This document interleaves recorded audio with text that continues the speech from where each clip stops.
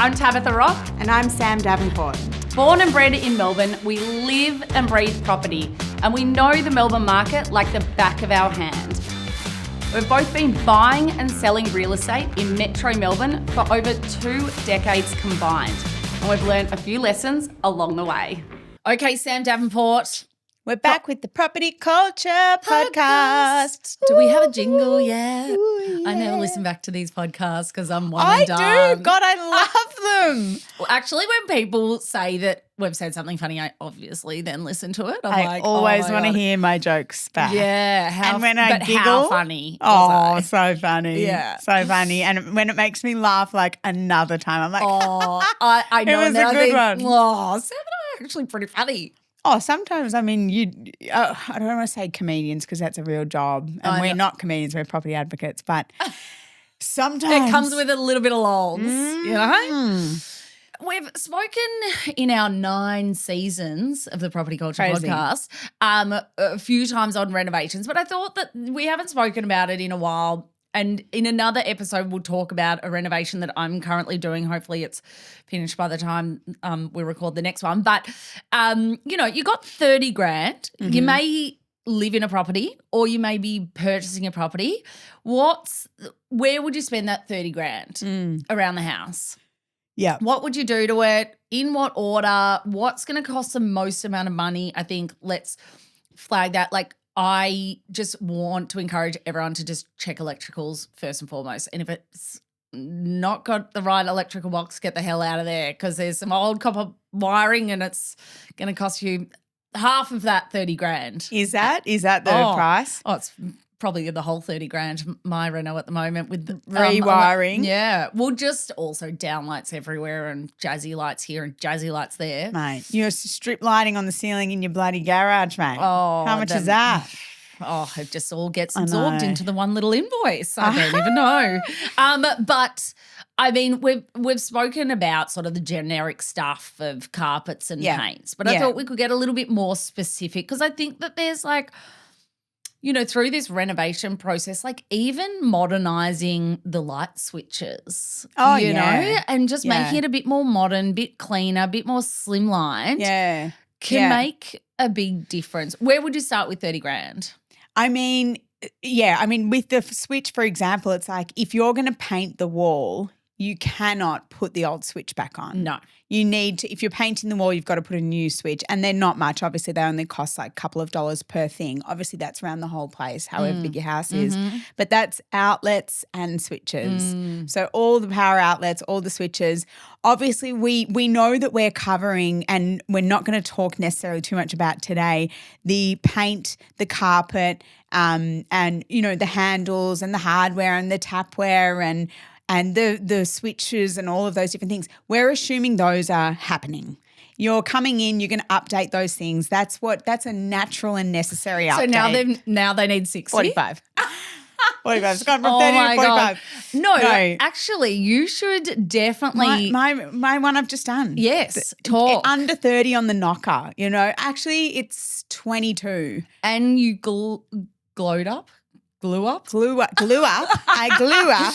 That doesn't sound right. I glue You past tense glow. I spit nickel shined my laundry, bathroom and kitchen. But 22 grand. 22 grand. Queen. And it's like, it's all about who you know. No, I'm joking. No, it is. No, it's about what you know. So obviously, like, we don't know everything. We deal in property every single day of our lives. We have done for almost 20 years, where I would say obsessed with it, obsessed with property, obsessed with how to add value, obsessed with our trades. What can they do? How much does that cost? So I would say we have a lot of knowledge versus the average person who maybe works in IT and does not deal with this stuff. So I understand that we are sitting from a position where we already have a really strong understanding.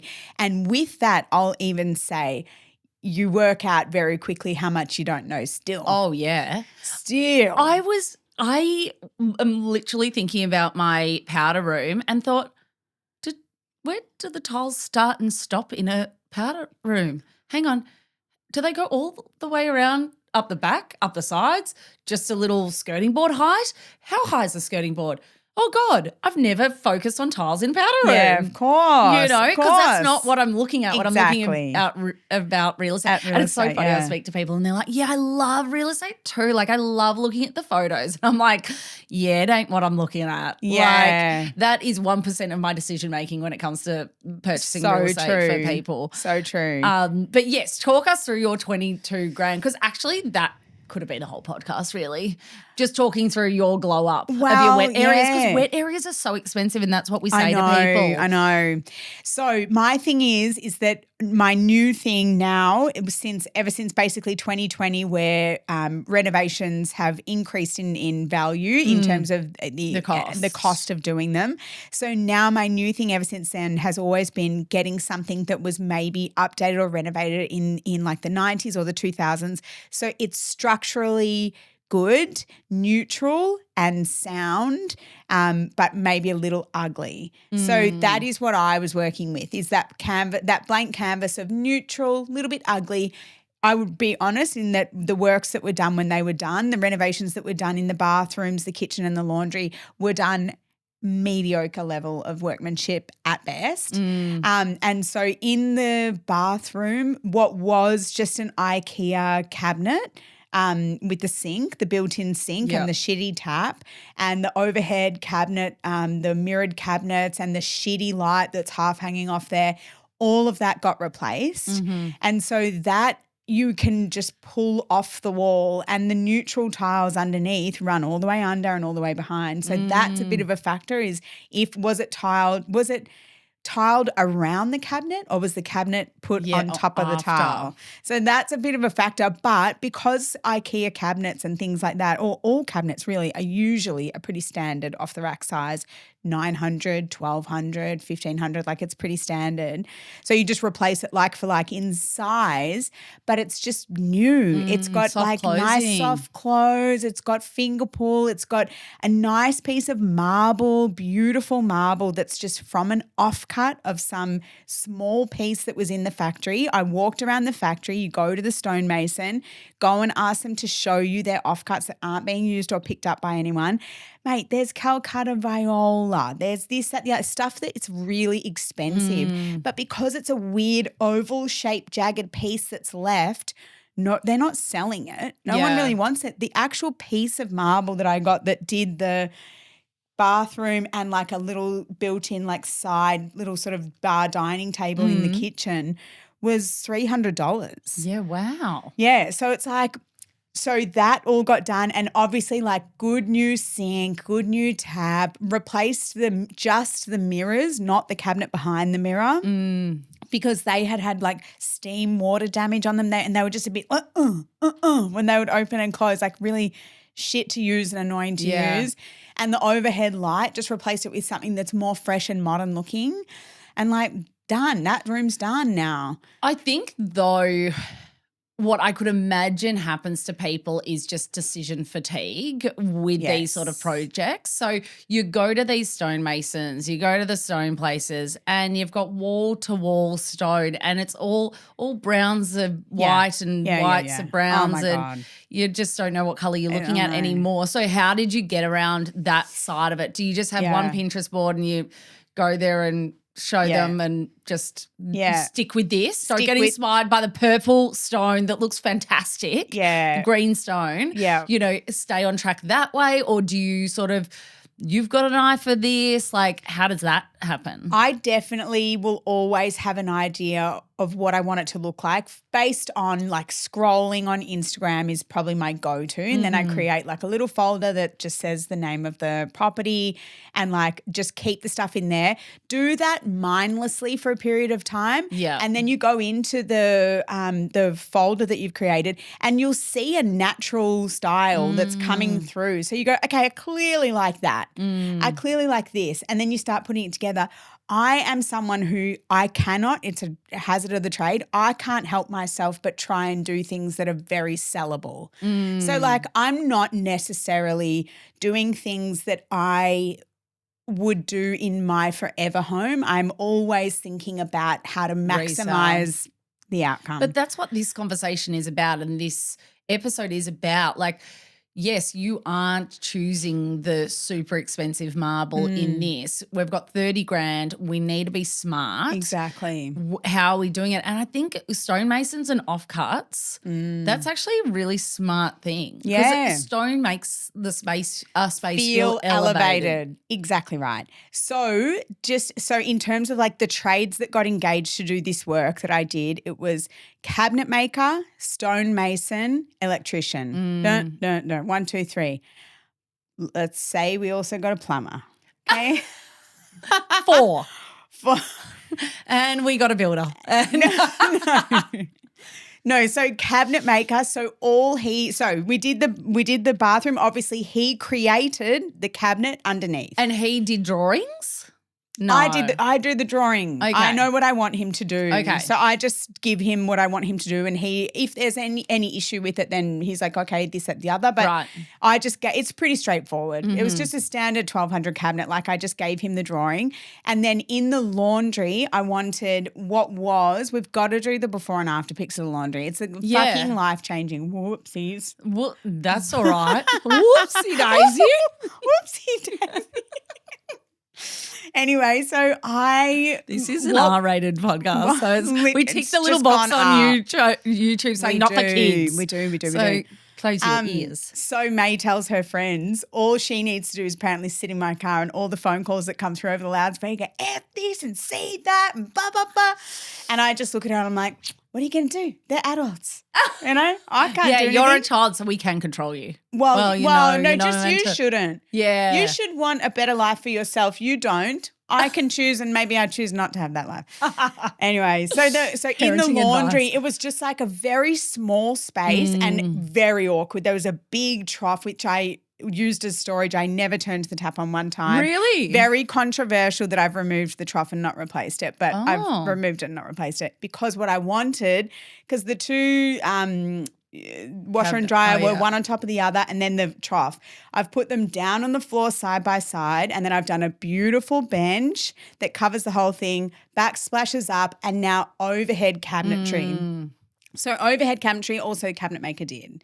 So his bill was $6,500. Right. So for the two things, but he also included in that prepped the kitchen. Okay. So in the kitchen, what he did is remove the bench top. I kept all the existing cabinetry because it's an unusual shape again, 1960s apartment where it's sort of just a bit of an odd it's got a lot of angles in it, very architecturally ahead of its time.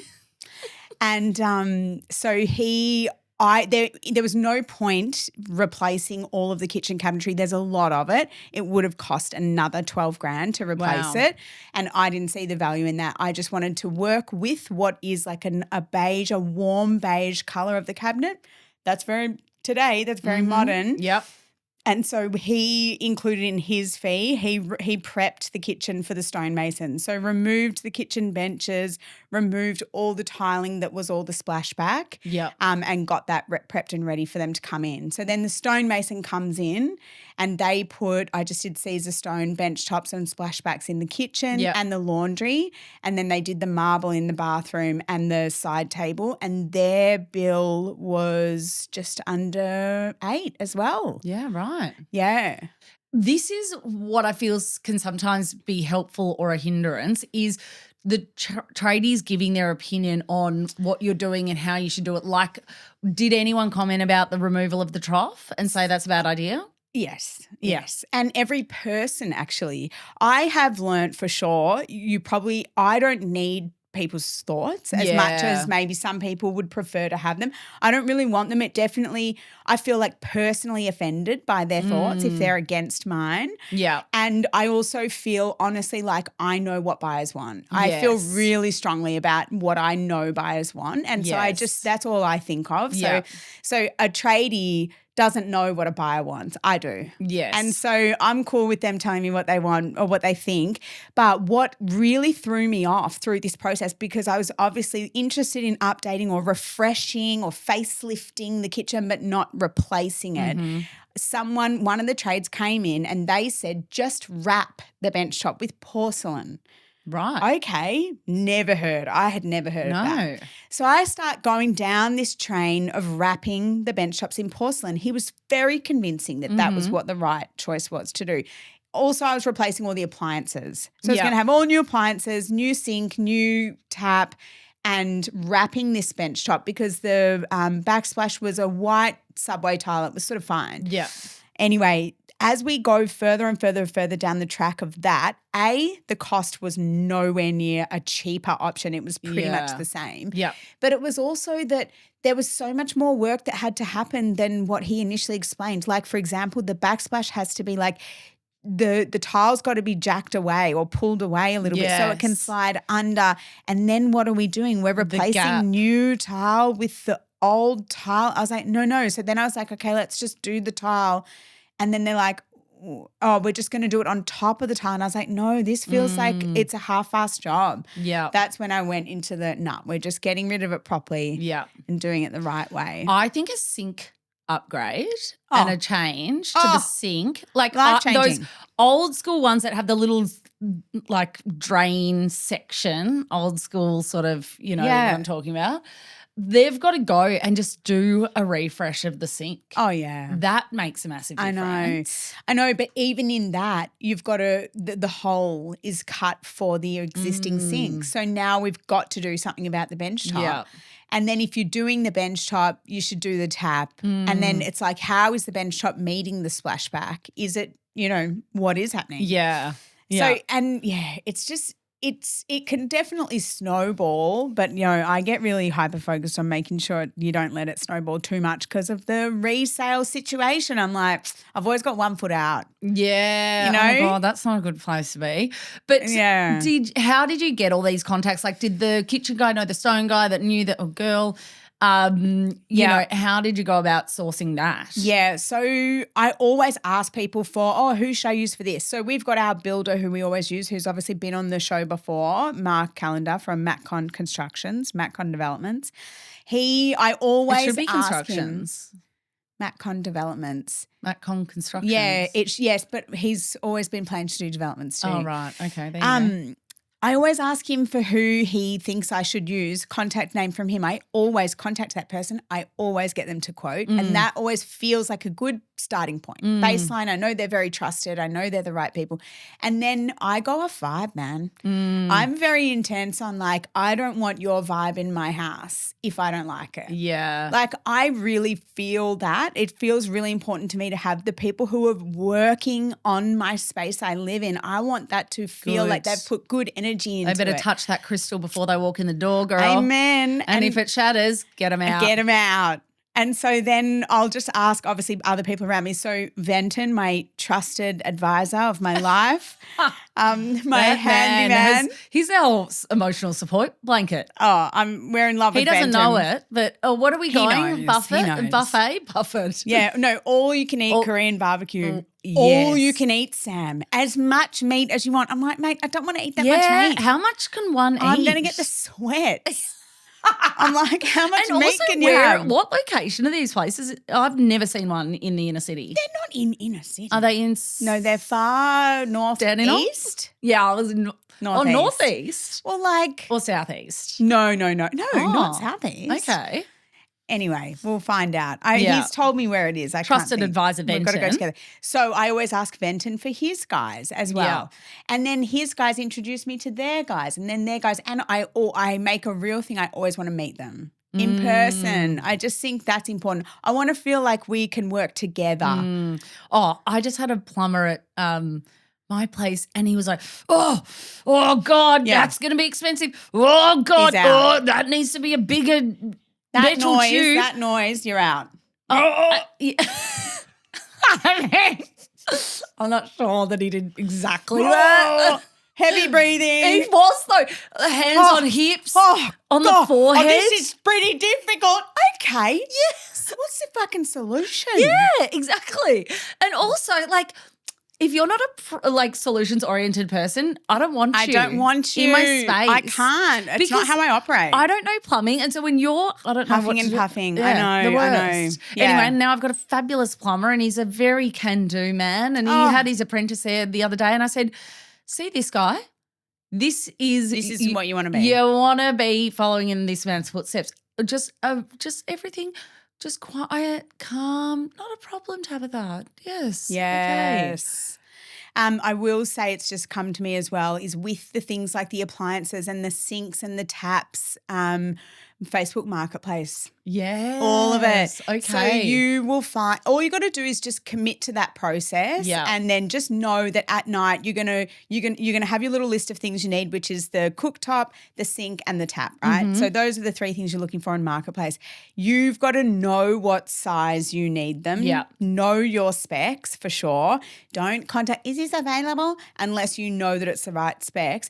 But what happens is that people buy those types of items in excitement for a renovation that often never comes or that the plans get changed. Yeah. And so there's a lot of brand new inbox. Yeah, wow. BNIB. Brand new inbox. What? Okay. And that is what you want to be buying. Don't buy something that they've disconnected or used in any way. You want it brand new in box. You still want a warranty connected to it. You want them to have shown you the receipt. It means that you are not going to get it for $100. You're going to pay for it.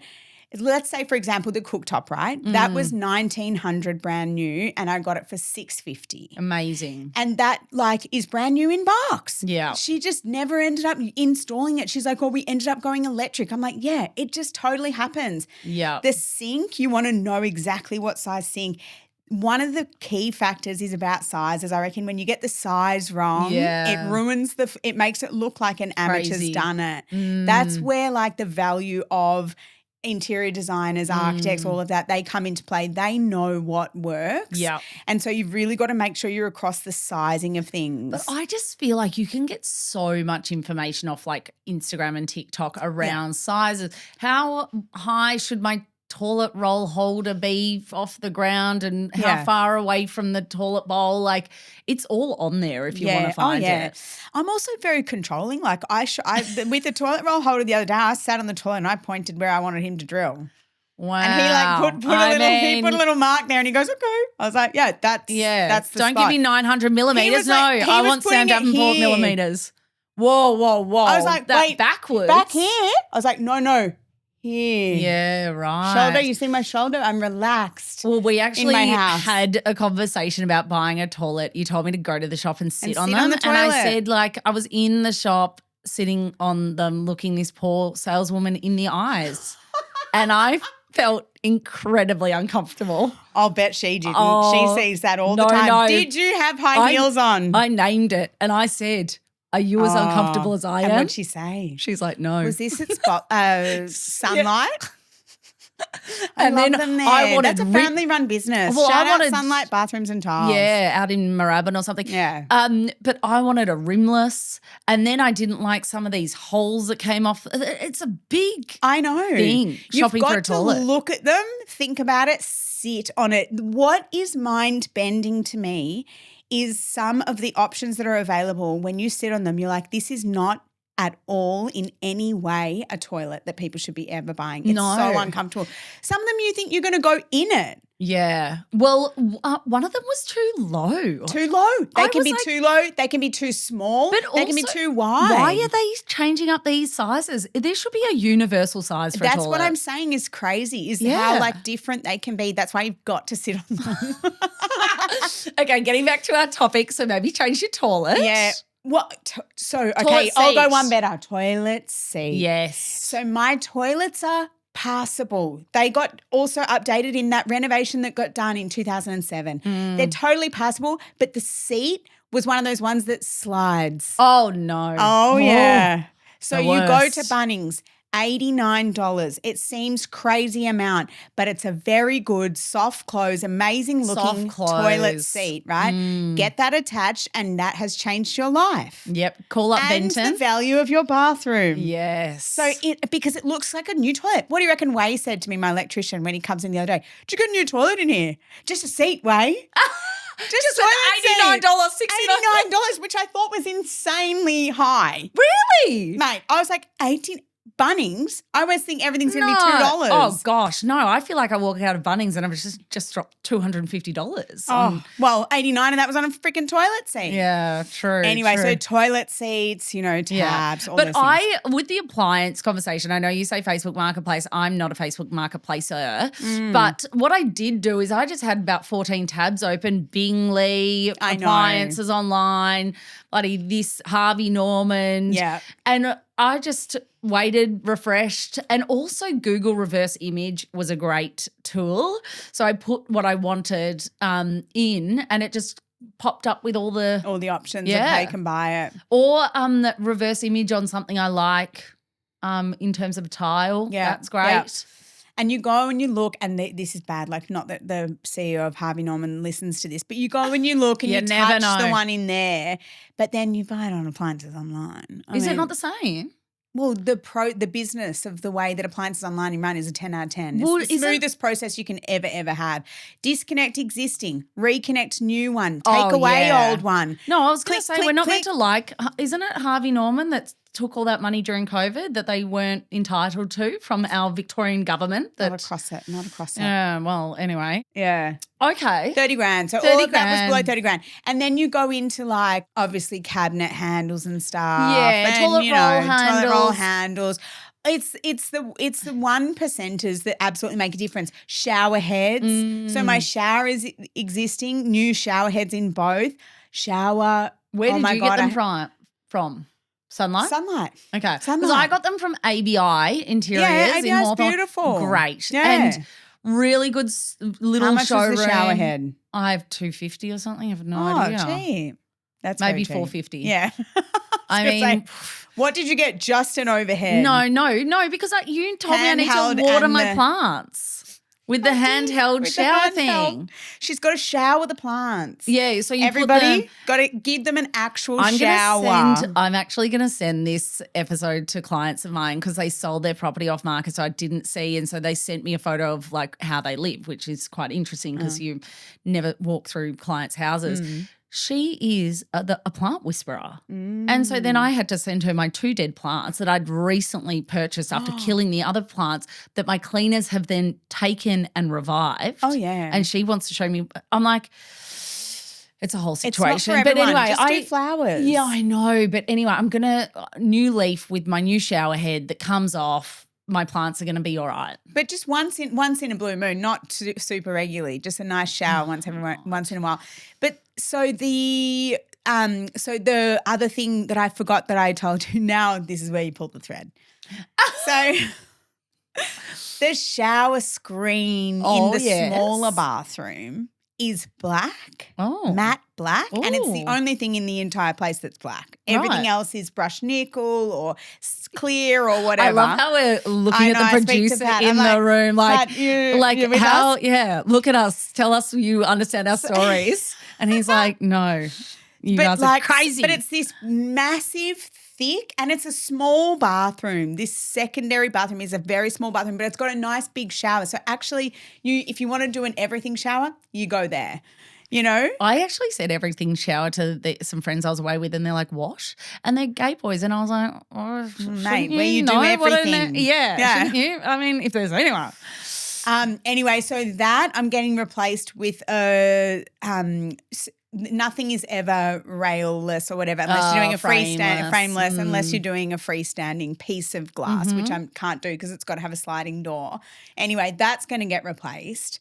Got Venton on that job. Beautiful. Oh, we love it. So no one's allowed to ask us for Venton's number because he's private property. Yeah.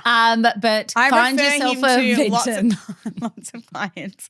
I do refer him to lots of clients because that's why he's so good to us, because we refer him business. Yeah. But also he's just a helpful person. I think he just really enjoys helping people. Lovely person. Now, Sam, that brings us to the conclusion of this episode.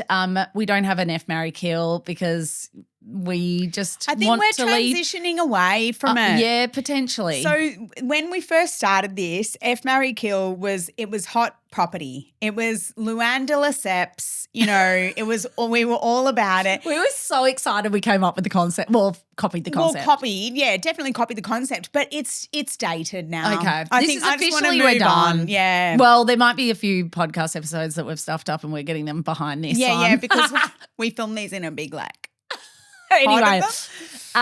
hope that was helpful and thanks for listening.